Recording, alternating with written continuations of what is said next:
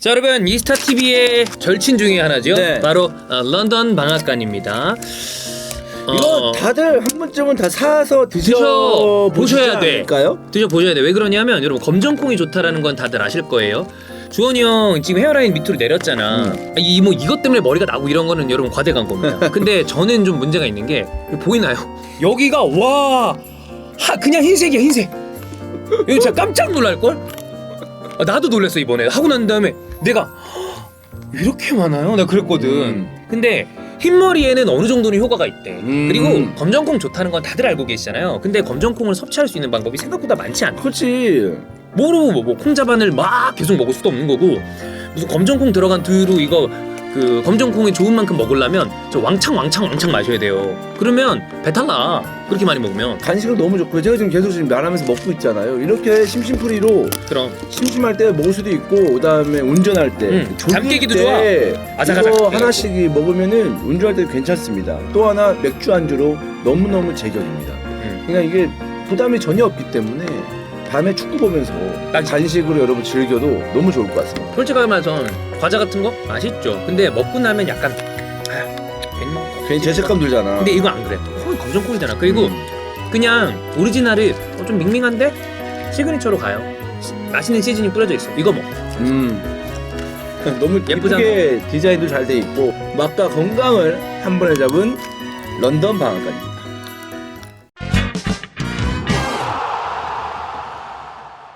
저희가 이제 방금 프랑스랑 모로코의 경기를 중계를 했고, 프랑스가 2대0으로 승리를 거두면서 결승에 진출했습니다. 사실 프랑스 네이션스리그 때도 그렇고 월드컵을 치르는 과정이 월드컵을 준비하는 과정이 순탄하지는 않았거든요. 근데 두 대회 연속해서 결승 진출했고, 만약 이번에 우승한다면 펠레 시절 이후 처음인 거죠? 네, 그렇죠. 두 대회 그렇죠. 연속 우승. 네. 월드컵에서. 이탈리아 있었고 브라질 있었고 그리고 이제 프랑스가 될 텐데, 사실 저는 이제 이번 월드컵을 통해서 하나 더 증명이 된 게 있다면 다 그겁니다. 뭐죠? 네이션스리그 큰 의미 없다. 왜냐면 맞네. 잉글랜드는 강등이 됐어요. 네이션스리그에서. 네. 그리고 프랑스도 네이션스리그에서 덴마크한테 발목 2번 잡혔고. 저는 그래서 네이션스 리그 때문에 덴마크를 좀 주목을 했었는데, 덴마크 1위로 프랑스보다 더 좋게 올라갈 거라고 예상한 사람도 많아요. 저도 그중 하나였고. 근데 결국에는 덴마크는 조별리그에서 탈락을 해버렸고, 프랑스는 2대 연속 지금 결승에 또 이제 진출을 하게 됐죠. 그래서 보면 아까 얘기했듯이 이탈리아, 브라질에 이어서 2대 연속 우승까지도 바라볼 수 있는 상황이고, 데샹 감독이 2대 연속 팀을 월드컵 결승에 올려놓은 4번째 감독이 됐습니다. 첫 번째가 비토리오 포조, 이탈리아 34, 38년도였고요. 이거 이제 아주 옛날 기록이고, 그 다음이 카를로스 빌라르도, 아르헨티나를 또 이끌고 8690. 그리고 세 번째 감독이 프란츠 베켄바우입니다. 8690. 마찬가지로 이제 똑같은 기록이 되겠는데, 이렇게 포초, 빌라르도, 베켄바우에 이어서 데시앙이 네 번째 감독이 됐고, 이제는 2번의 우승까지도 바라보고 있다는 것 자체가 대단하죠, 프랑스는.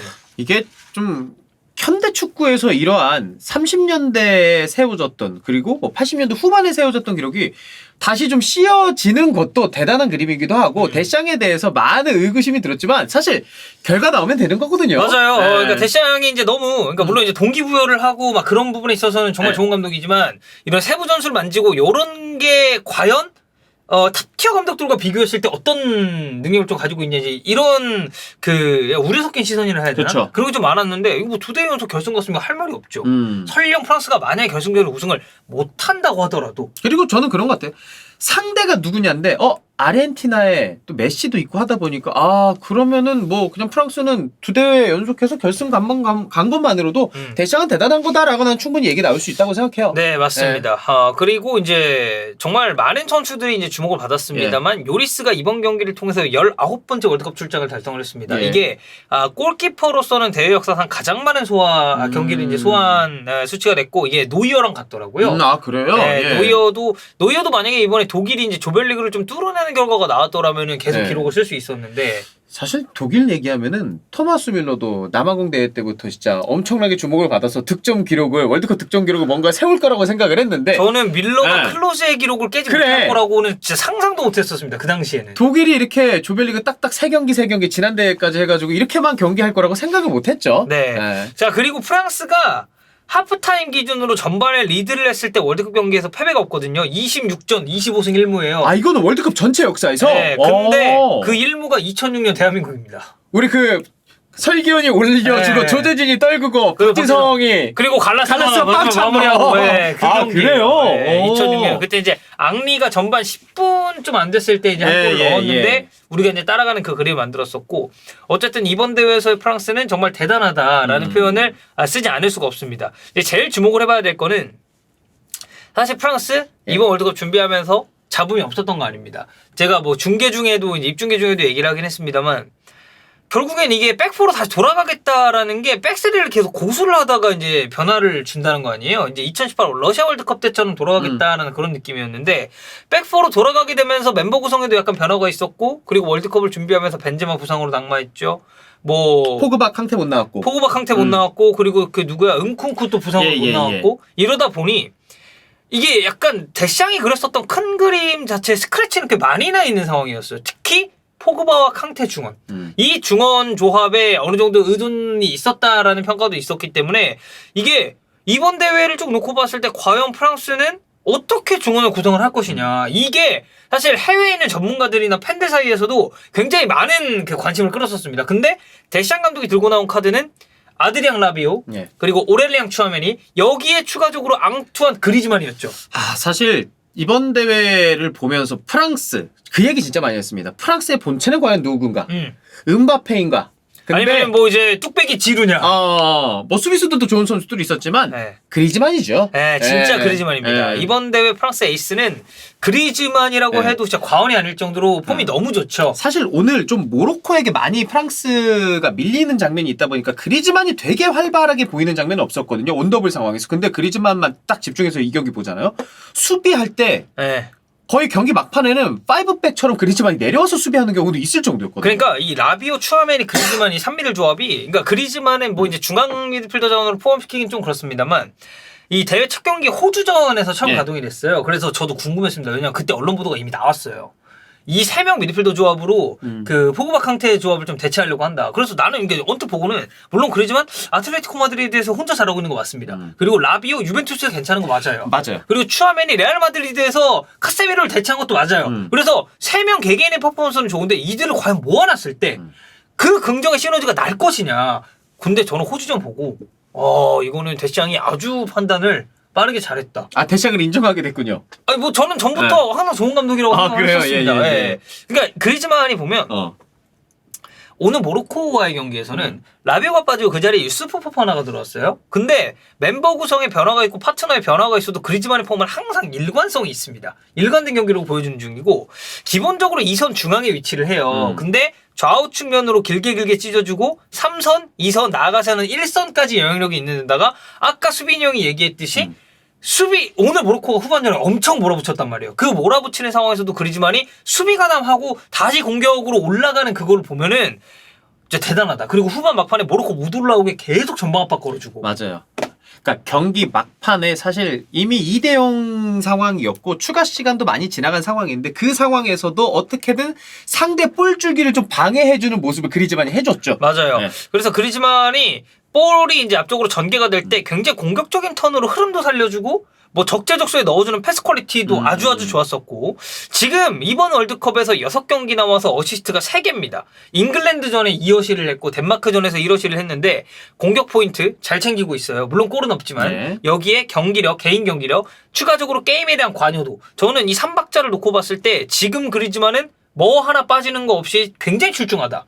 그러니까 그리즈만이 지금 프랑스가 치렀었던 지난 18번의 월드컵 경기에서 모두 출전을 했습니다. 이게 프랑스 대표팀 역사상 그 연속으로 출전한 최장 기록이거든요. 튀니지전 또 교체로 나왔었죠? 그래 이제 계속 이제 출전을 하고 있는 그리즈만이고 그만큼 그리즈만은 지금 프랑스 대표팀 입장에서는 빼놓고 생각할 수가 없는 선수다라고 우리가 이해를 좀 해야 될 것 같습니다.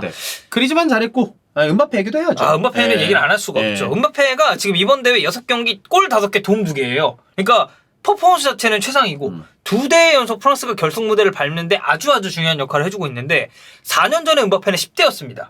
그리고 4년 후에 음바페는 20대 초반이죠 지금. 그렇죠. 똑같이 나이를 먹으니까. 이 친구가 이제 98년생이기 때문에 98년생이 잠깐만 나랑 8살 차이고 20대 초반 아니군요. 이제 중반에 접어든 아니 뭐 나이라고 초반이라고 볼 수 있는데 해야죠 그래도. 초중반 정도 예, 이런 느낌인데 지금 음바페가 보여주는 이 개인의 경기력이나 게임에 대한 관여도는 결승에서 만나는 리오넬 메시와 약간 저는 그 약간 떠오르게 하는 그런 것도 있다고 봐요. 어린 거죠? 나이에 월드컵에 등장을 해서 커리어를 쭉 이어왔잖아요, 메시도.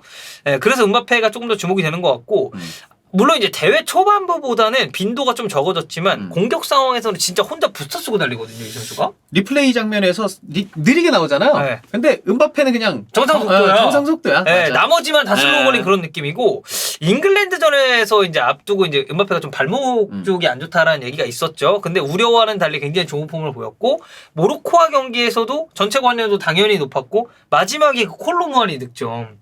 이 무한히 득점에서도 음바페가 일단 첫 번째로는 그 턴 동작, 그 순간 스피드, 여기에 그 좁은 공간에서 탈압박 이후에 반템포 정도 빠른 슈팅, 그 슈팅 이게 이루어졌기 때문에 결국에는 저는 무한히 쪽으로 굴절된 공이 같다라고 생각을 했거든요. 그러니까 그게 공격 포인트가 아니잖아요. 근데 그거 음바페가 다 만들었다라는 생각이 들 수밖에 없어요. 맞아요. 그러면은. 그러니까 그만큼 네. 관여도도 높았고 네. 저희가 사실 저는 이번 프랑스의 대회를 전체적으로 네. 봤을 때 저는 에이스는 그리즈만이라고 봅니다. 다만 음바페 역시도 에이스 못지않은 활약을 지금까지 이어오고 있다라는 건 우리가 반드시 이해를 하고 넘어가야 되고 이제는 결승전이 매치업이 성사가 됐습니다. 메시 대 음바페, 네. 아르헨티나 대 프랑스.